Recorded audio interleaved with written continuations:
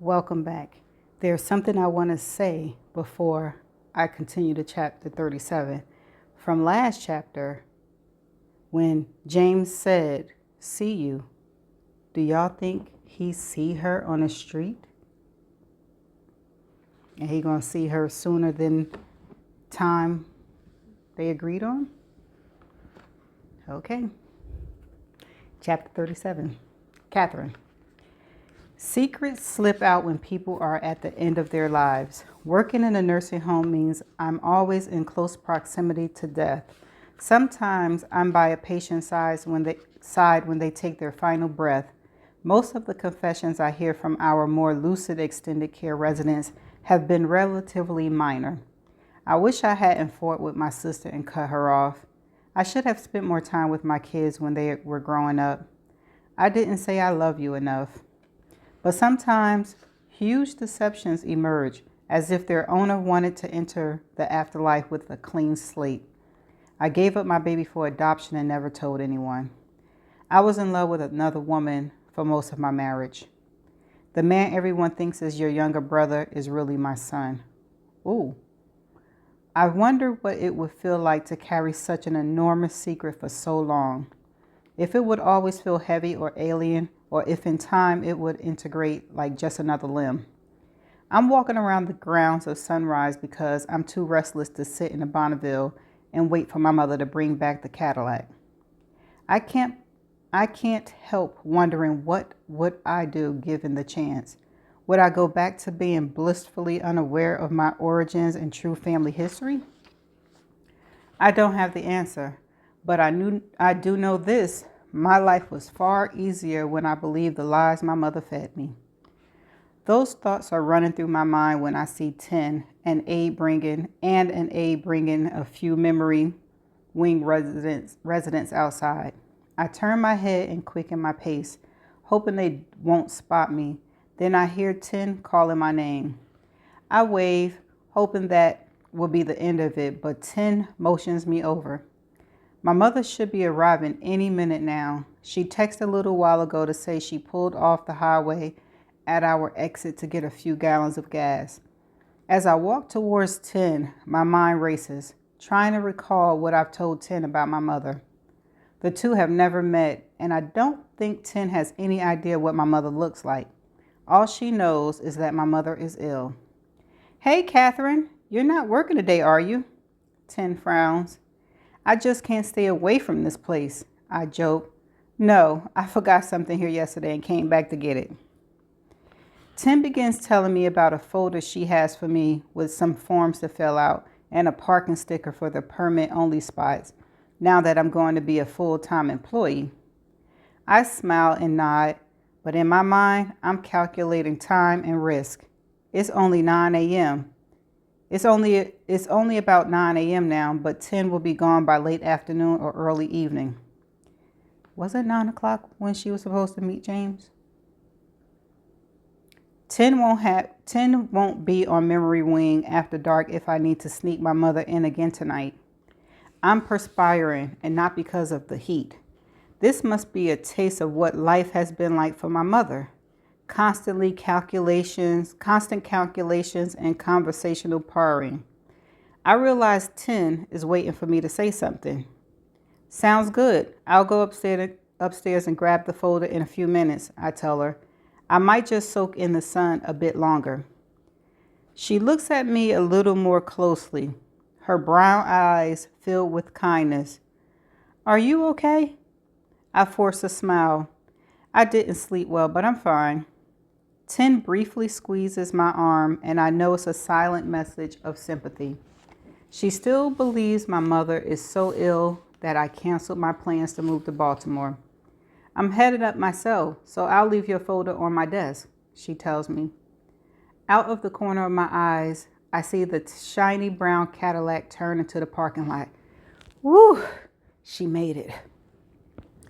"Perfect," I tell Tin. The car stops. My mother doesn't know where to park, and I can't gesture her towards the spot where Mr. Campbell last left his car while I'm talking to Tin. Thankfully, Tin begins to walk back into Sunrise, The moment she disappears through the door, I start to point to the correct spot. But was it the fourth spot from the front door or the fifth? I stare at the two spots, willing my mind to pick the right one. The Cadillac is idling in the middle of the parking lot. The longer it remains, the more likely it will draw attention. I point to the fourth spot, and my mother eased the car into it. By the time I've walked over to meet her, she has slipped out of the car and locked the doors. I palm the keys she handed me. I adjusted the seat, she told me. I figured George is taller than 5'2". Good thinking. Now I need to do two things fast. Figure out what to do with my mother and get these keys back into George and June's bowl. It will probably be safe for my mother to take on the guise of a daily assistant resident. Nearly 200 people live at Sunrise, and no staff member knows all of them well enough to identify my mother as an imposter. Keep strolling around, and I'll be back as soon as I can, I say as we begin to walk together towards the entrance of Sunrise. I fall quiet as we approach Mr. Damon, who sits on a bench, staring off into the distance. The aide who brought him down is a dozen yards away, holding the arm of a woman who is in the late stages of Alzheimer's. Good morning, Mr. Damon, I say, and he looks up. His face transforms. Are you my daughter? He's looking directly at my mother. She blinks rapidly a few times, clearly at a loss for words. Sorry, she finally says, and continues walking. But she only makes it another step or two before Mr. Damon cries, Sheila, stop! My mother freezes, and I do the same. Mr. Damon does have a daughter named Sheila. I've met her once, but she lives in San Francisco and rarely visits. Why are you walking away from me? Mr. Damon's voice is loud, and if we keep moving, he's certain to grow more agitated. He might even run after my mom. Instead of blending in, she will become the center of attention. A dozen or so residents and staff members are nearby. There's no way a scene will go unnoticed. The Cadillac keys are pressed into my palm. I have to get them back now. My mind whirls, trying to find the least risky path. Sit with him, I whisper. Play along. He used to play piano in an orchestra, and he loves classical music. Mention Bach or Beethoven. It'll calm him down. My mother walks back to Mr. Damon and ease down onto the wooden bench beside him. Before I move away, I hear her begin to speak to him in a soft, soothing voice.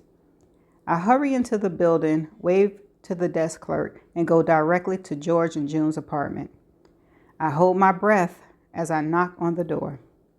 It takes June only a minute to answer, but it feels like a lifetime. She's already dressed in a lime green pantsuit and has on rosy lipstick. At least I haven't awoken her. When I see her genuinely warm smile, some of the crushing weight on my shoulder falls away. If she and George had noticed their car was missing, she wouldn't appear so carefree. Twice in 2 days, she exclaimed. What a treat. I'm so sorry to bother you, I tell her. I can't seem to find my phone, and I'm wondering if I left it here last night. Oh dear, I didn't see it, but you're welcome to look around. It's as simple as that.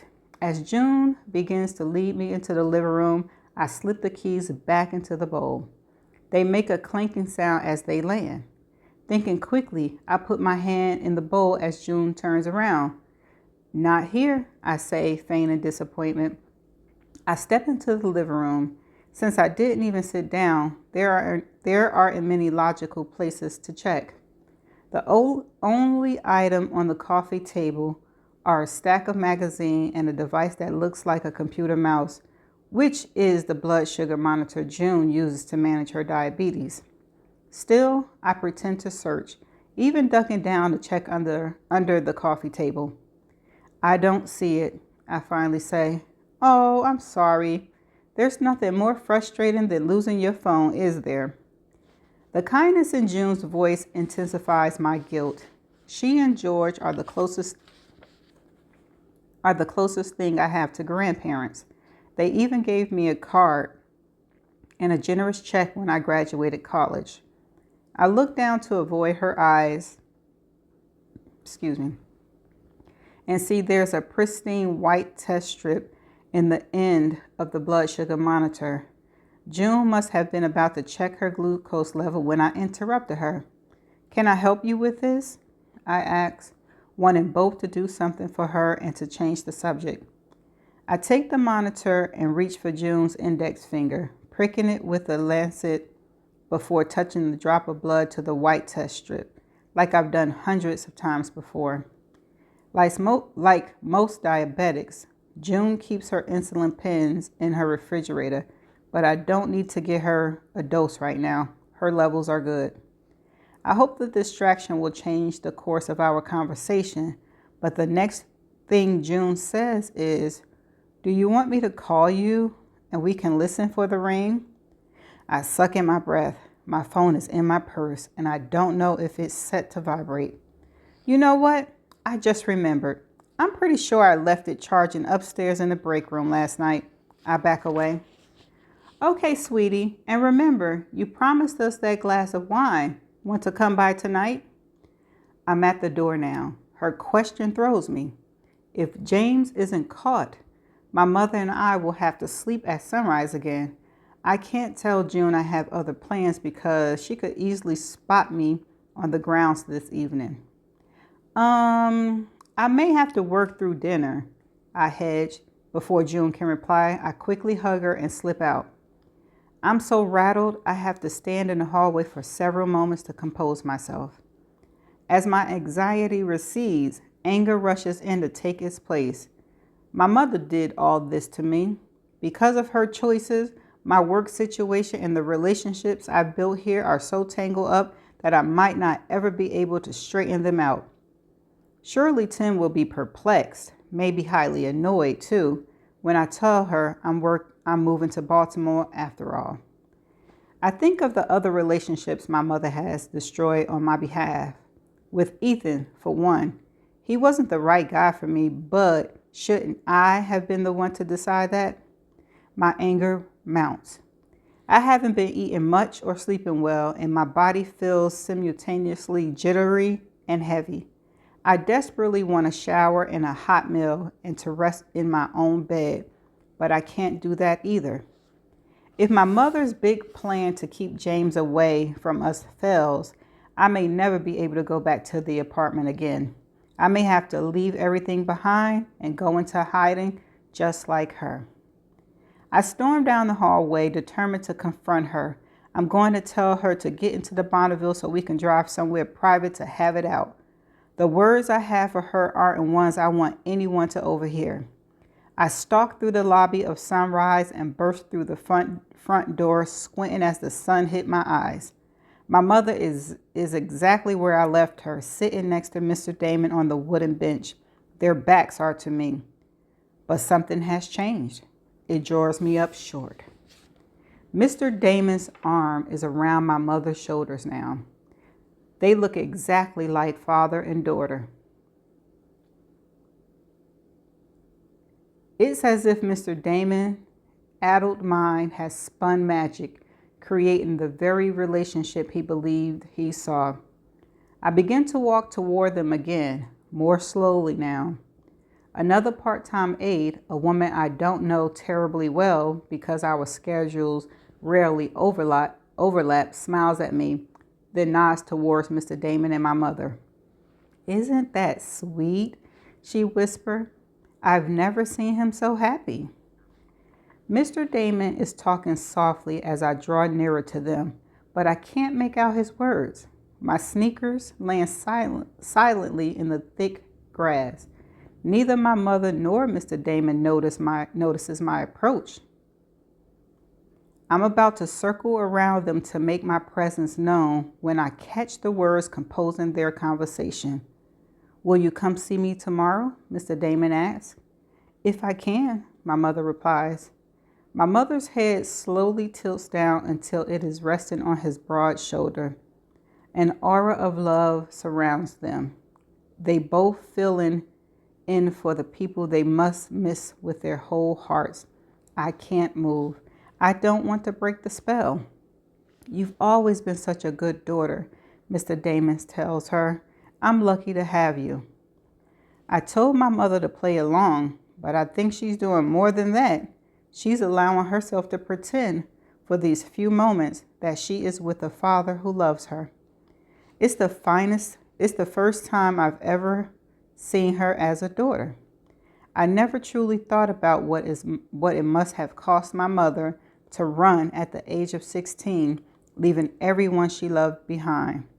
Now I can hear the almost unfathomable price of it in her raw, ragged voice. I missed you so much, Dad, she whispers. Oh, that's the end of chapter 37. Listen, they not going to do me. This book is not going to do me. This chapter is not going to do me because I would be so through if that is her dad. But nope, I'm not going to put that in my head. Nope, it's not part of the story. I don't know what it means, Auntie. I don't know what this chapter means, but it's not going to happen. I'm not letting it. So let's see. What could we talk about? It looks like Catherine is trying to be mad at her mom, but then she's seeing the things that her mother went through at the age of 16 and maybe is easing her up and, chilling her out a little bit. And then to walk up on this, do you think she's still going to be mad at her mother and going to give her mama the business? I don't know. We shall see, right? So I'm going to see you in chapter 38. Bye.